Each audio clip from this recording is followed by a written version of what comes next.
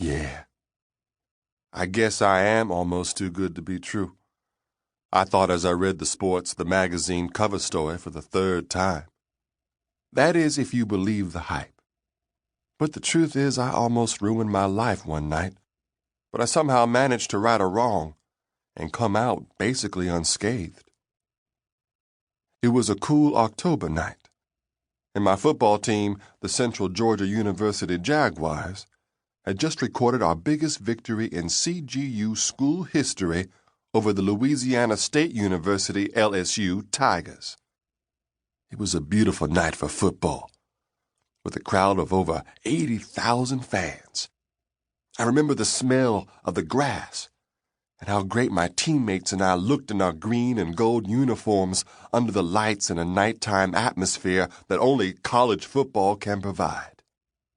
It was an incredible feeling when the team raced from the tunnel to the field, surrounded by a thunderous roar from the CGU fans.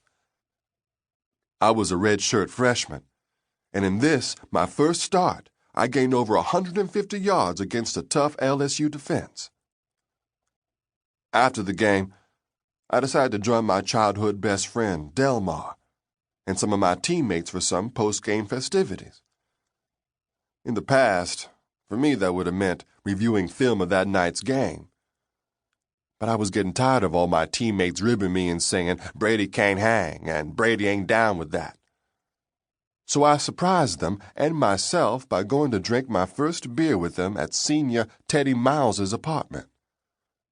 After a couple of beers, I decided to call it a night and trek back to campus on foot.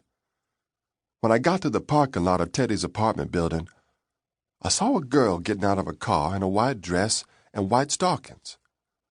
When the headlights hit her face, I realized I knew her. Naomi Braswell, a girl from the church I attend in Scarlet Springs.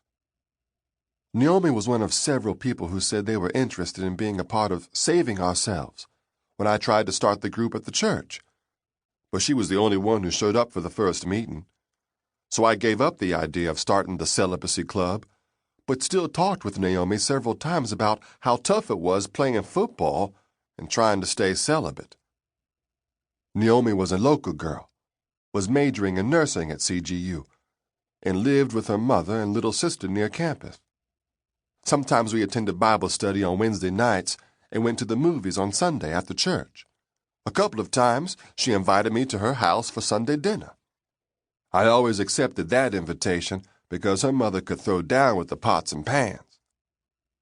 I liked Naomi a lot, but I was trying to follow my mother's advice and stay focused on football and my studies. Still, I thought my mother might like Naomi because she was a virgin and went to church 3 times a week. I approached Naomi, and she appeared nervous until she realized it was me. She flashed a beautiful smile and said, "Oh, it's you, Brady. What are you doing over here?" "Hanging with some teammates, celebrating the big win," I said. "What are you doing?" "Apartment sitting for one of my friends who went home this weekend," she said. "What apartment does she live in?" I asked. "Up there," Naomi said, as she pointed toward an apartment on the 3rd floor, almost directly over my teammate's place. "Why don't I walk you up? Make sure nobody messes with you," I said, realizing that several of my teammates were now most likely drunk and ready to hit the prowl. "That would be nice," Naomi said as she locked her car door. As we walked toward the apartment, I took notice of her beautiful bright eyes and black hair tumbling over her shoulders. The evening light accentuated her white uniform and outlined her body, making her look like a sexy, naughty nurse and not the church girl I was used to. When we got to the apartment, I realized I was a little tipsy. So I asked Naomi if I could come in for a while, get some water and rest. She said yes, and minutes later, I crashed on the sofa and fell asleep. A couple hours later, I woke up and Naomi was standing in front of me, holding a bottle of water and wearing an oversized white t-shirt with no bra. I could see the shadow of her nipples pushing into the cotton, the soft, heavy curves of her breasts standing out perkily in front of her. An image flashed through my head of me raising up her shirt, getting on my knees and sucking those breasts. I felt a twinge in my jeans, but I tried to ignore it. "I thought you might need this," she said as she handed me the water, leaning toward me as her overpowering but welcoming feminine scent washed over me. I found myself breathing deeply, wondering what her skin would taste like. I took a sip of water, then put the bottle on the floor, stood up, and just looked at her. She stared back.